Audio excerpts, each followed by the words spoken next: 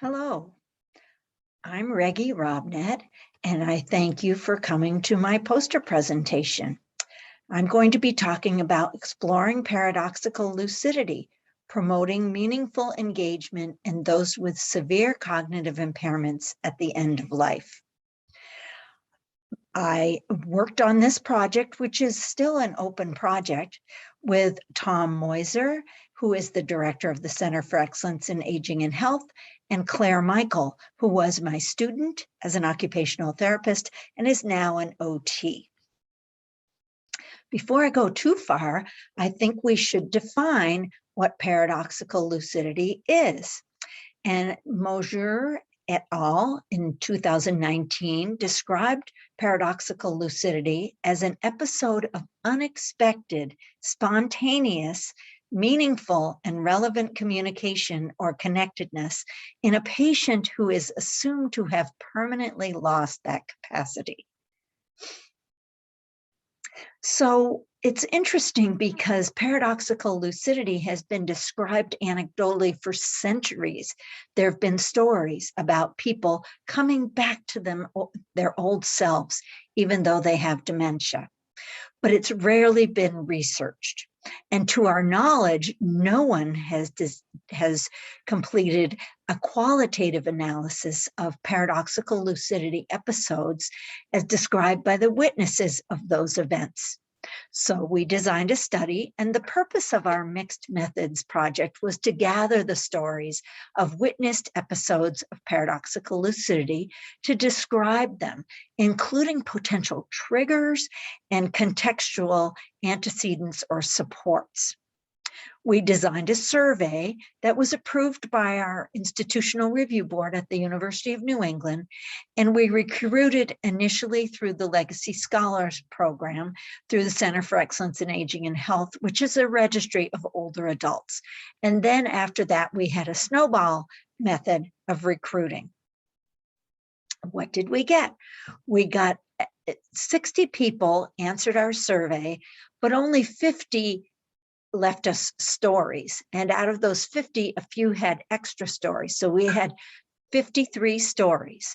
And most people, about 76%, were surprised or very surprised about this paradoxical lucidity event. It was something quite unexpected. The duration was from anywhere from less than 2 minutes to 5 or more hours. In one case, a person who had not been lucid for several months woke up, got herself dressed, took her medication, made breakfast, and was back to her old self for the whole day. But the next day, she went back to really not being communicative. People tended to die shortly thereafter, quite often a day or a week or within 6 months, but some are still alive.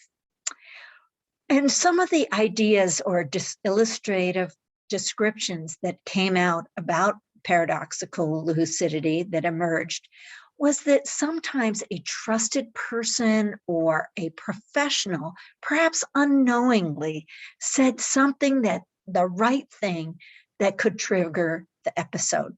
For example, one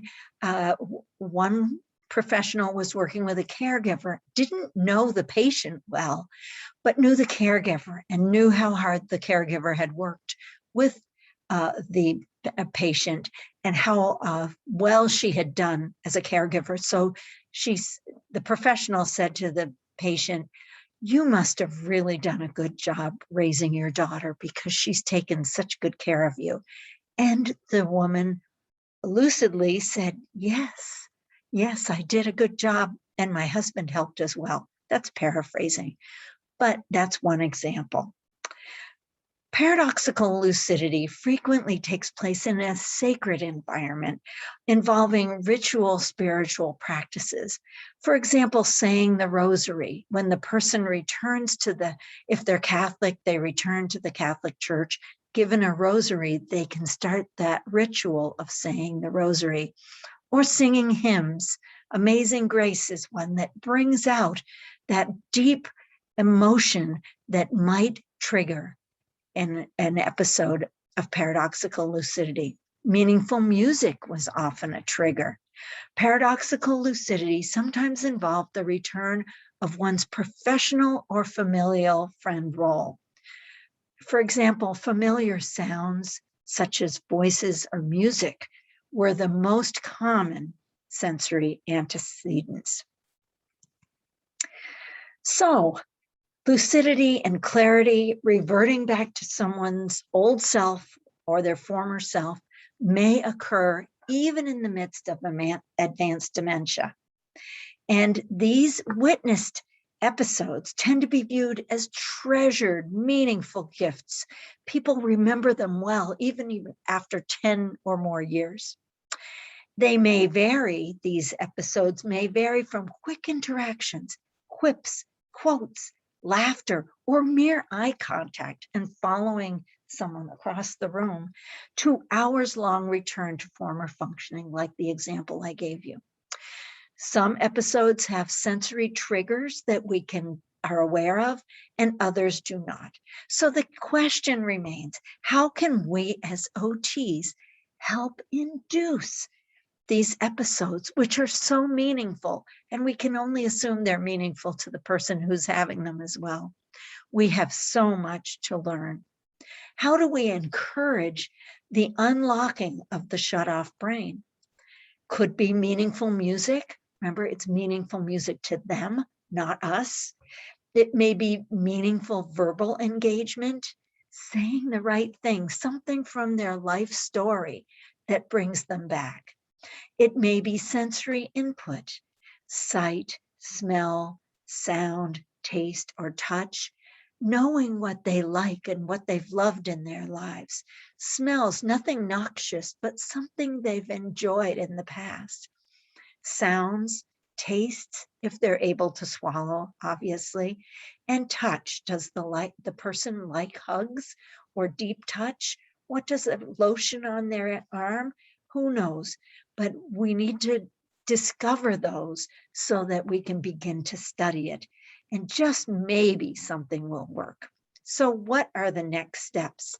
To continue the study of the parameters of paradoxical lucidity to increase our understanding, to reach out to the experts to explore those potential triggers and ways to promote paradoxical lucidity. Because although we have 53 stories, we've just touched the tip of the iceberg on what this means.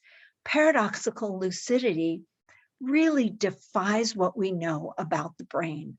So we want to promote it so that we understand the brain more. And then we want to test our hypotheses empirically, of course, being evidence-based practitioners. So what I say is, if you're interested, please contact me. If you have a story, our mixed method study is still open and we're happy to gather your story. Or if you are interested in studying it further, let me know, or if you feel you're an expert. My contact is here, rrobnett@une.edu, and my telephone number is there as well. So please get hold of me if you have anything you want to talk about. I love talking about paradoxical lucidity. So here are some references and resources.